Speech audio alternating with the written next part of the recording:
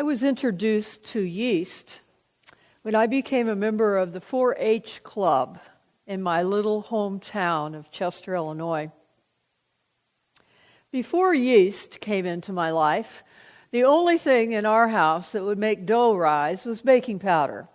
Now, baking powder, for those of you who spend time on the kitchen, is not complicated.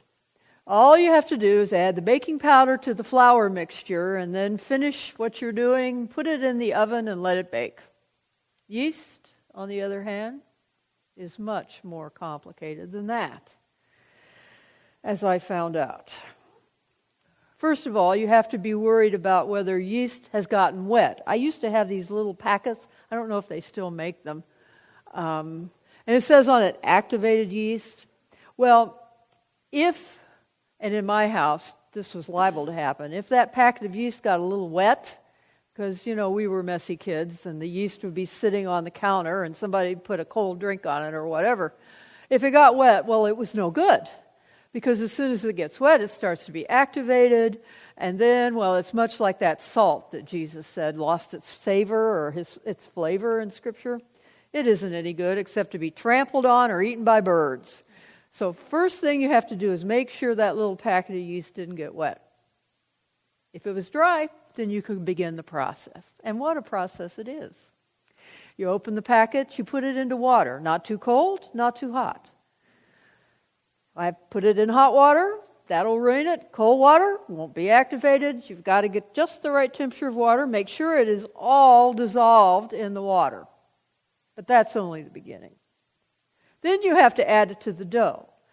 You don't just throw the dough into the oven. Oh, no. You have to knead the dough, which is an action that's something like this. I was a very zealous child, and I liked to do things really well, so I excelled in kneading the dough. If it looked like it hadn't been kneaded enough, I would just keep on.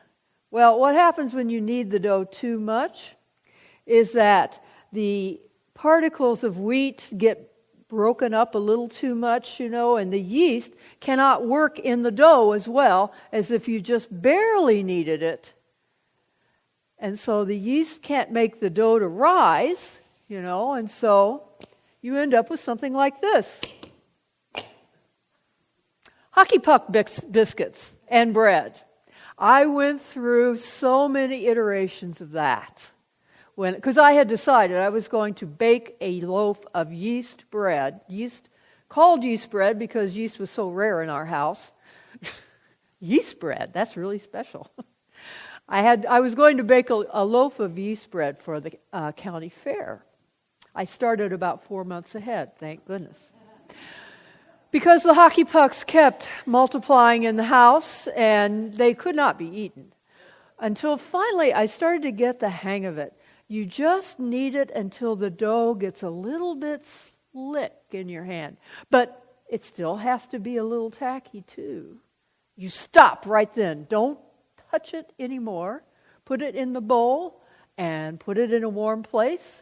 Return in an hour or so. Punch it down. Return it to a warm place. Punch it down. Then you pull it together and put it in the oven to bake. What a process. But I did learn after many, many mistakes. And finally, I was able to get even a blue ribbon at the Randolph County 4-H fair when I was 8 years old. Yeah, I know. 8 years old and yeast. No, too complicated for an 8-year-old. Today we're going to hear a story about yeast because we find yeast in the Scripture a great deal. And Jesus is going to refer to it today when he is in the boat with his disciples. He had just fed 4,000 people with 4,000 loaves of bread. And this is the story. In Mark chapter 8. Starting with verse 11. The Pharisees came and began to argue with Jesus, asking him for a sign from heaven to test him. And he sighed deeply in his spirit and said, "Why does this generation ask for a sign? Truly I tell you, no sign will be given to this generation." And he left them, and getting into the boat again, he went across to the other side.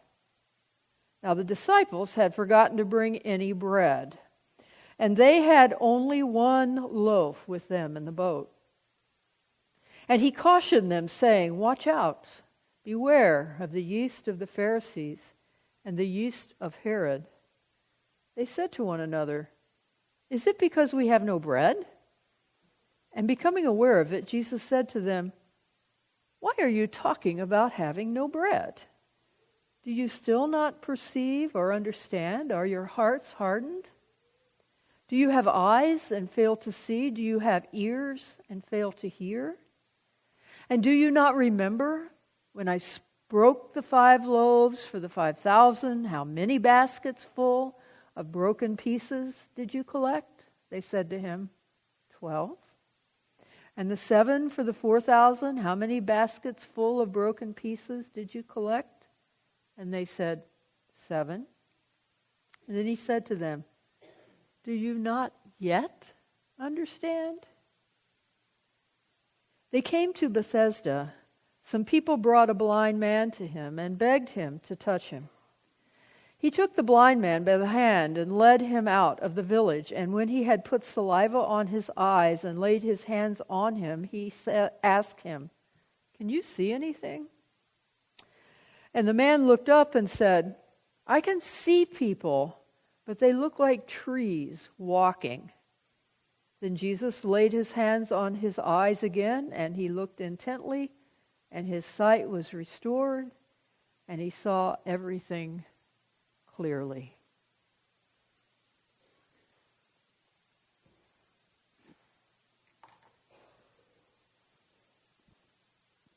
For the next 3 weeks of Lent, we're going to look at the 3 times in the Gospel of Mark when Jesus tells his disciples that he must suffer and die as they're on their way to Jerusalem, and then he will rise again. In our story for today, Jesus has just fed 4,000 people, and they are getting into a boat. They only brought 1 loaf of bread, but they're getting into a boat, ready to travel on, when a group of Pharisees came and encountered them. The Pharisees, we are told, were looking for a sign. Now, a sign in Mark's gospel is not a miracle. A sign is a divine authentication that Jesus is who he says he is, which is sent from God. We're told that when Jesus heard the request from the Pharisees, that he groaned inwardly in his spirit. He sighed deeply, a tortured kind of sigh, because he knew that they weren't really looking for a sign. He knew that the Pharisees were looking to not get a sign. They were testing him. They were tempting him. But back in the boat, the disciples were looking for a sign because they still did not understand who Jesus was. They were puzzled by this journey to Jerusalem, and they didn't understand why, if Jesus was Messiah, why all the sadness? Why all the suffering? What's going on? Jesus was unable to get through to them who he was. They could not see who he was. So they were in darkness. Have you ever had an experience where you tried to convince somebody of who you were? There was a time in my life when I worked for the hospital that I tried to convince the people that I worked for that my work was important and that I was doing good work. I wasn't able to do that in the end. But there have been other times when I've tried to convince someone, maybe someone that I have had a painful misunderstanding with, that I am a good person, that I am trustworthy, that I will make things right. And I failed at that as well. And so then I would try to demonstrate that I'm a trustworthy person, that I'm a person of my word, that I will make things right, and I may not even succeed then. Have you ever had an experience like that in your life? Perhaps you have had a painful breach with a friend or a person you love, and you want to help them to understand who you are, and yet you find at every turn that you can't seem to get the message through. If you've had an experience like that, then you understand what Jesus was feeling when he was in the boat. And the Pharisees tested him by asking him for a sign. And even the disciples didn't understand what was going on. Jesus had been teaching the disciples nonstop for weeks. He had performed miracle upon miracle. He had fed the 5,000. He had fed the 4,000. He had healed. He had taught. He had raised people even from the dead. And still, they did not understand. When they were in the boat, they thought that Jesus was criticizing them for only bringing one loaf of bread when Jesus said, "Beware of the yeast of the Pharisees." They were afraid, the disciples, that Jesus could not make more bread. And yet, he had just fed 4,000 people. And here they were in the boat, fretting about that. Jesus just could not get his point across.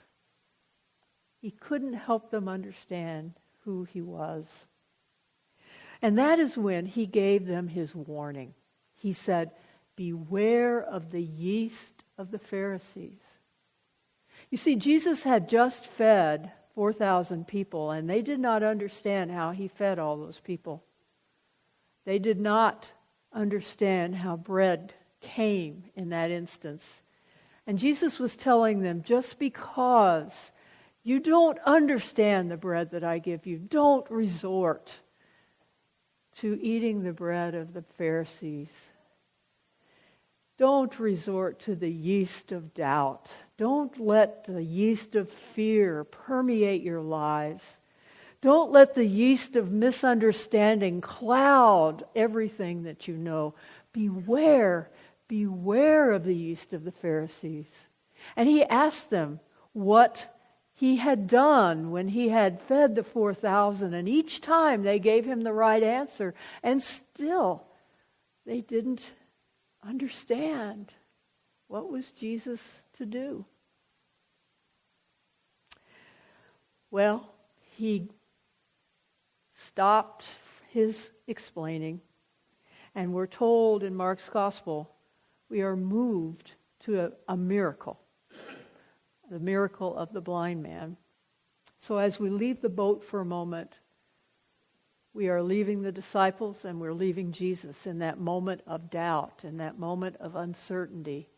And Mark tells us another story, the story of the man who was healed. Now you notice in the healing of the blind man, it's a very unusual miracle. The first time I came across it, I thought, well, what's this doing here? You see, because Jesus didn't heal him right away. I thought, well, Jesus is powerful enough to heal this man right away. But if you read the story carefully, you will see that the first time he laid his hands on the man's eyes, the man could see, but he couldn't see clearly. He said, people look like trees walking. Jesus had to return and had to heal him again. So today, as we struggle through Lent, and as we look at our one loaf of bread lives, I share with you the story of the disciples and the blind man who was healed. Jesus works with partial healing. He works with partial faith. He works with partial understanding. We don't have to have it all together when we come to Jesus. We might just have a little speck of faith or understanding, and Jesus can still make it complete. Jesus is like yeast rising. He became reduced to something very small. He was placed in a dark place, a tomb. It was silent, and he did his work in quiet and dark like yeast, working even in the mystery of death. Jesus is like yeast rising. He mixed his yeast together with the doughy elements of life and death. And Jesus rose. God lifted him up. Jesus is like yeast rising. He rises with us. He walks with us. He feeds us with the bread of life. And one day, we too will see